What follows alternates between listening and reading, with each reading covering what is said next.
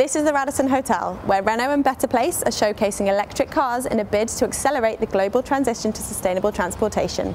First things first, let's take a test drive.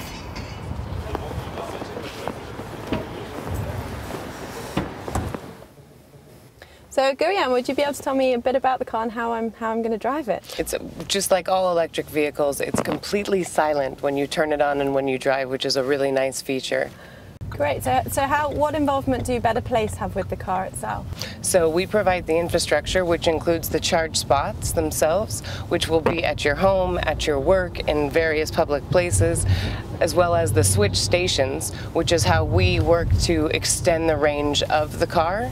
So currently the lifetime of the battery is about 160 kilometers. Once you reach that, in order to extend the range, you would drive through a battery switch station where the fully depleted battery would be pulled out and a new one would be put in. If you're on a 220 amp, it's about 4 to 6 hours. If you're on a, I think 110 amp, it's probably 6 to 8 hours.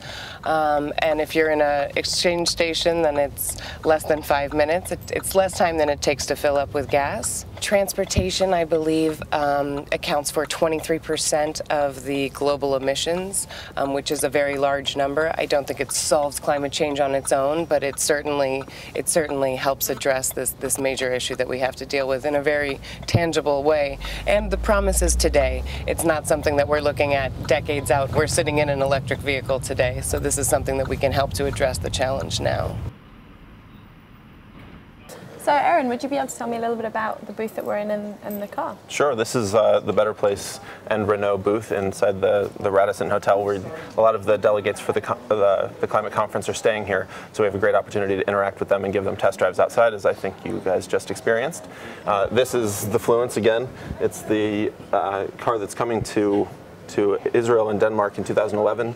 It's a 4-door, 5-passenger real car. It's not a concept car. It's really going to come to market, and it has a switchable battery pack so that people have the experience of an internal combustion car in terms of convenience, but can drive an EV with zero emissions. And I've also spotted this concept car over here. What's the idea behind this? It will look different in production, but this is it's called the Zoe. It's another Renault zero emissions car that's going to come out in 2012. So it'll be about a year behind the Fluence, but it'll be a smaller car that's good for people to drive in the city and elsewhere. So it looks like by 2011, electric vehicles could be affordable to buy, easy to use, and a pleasure to own. We'll keep you updated on any news about electric vehicles from COP15.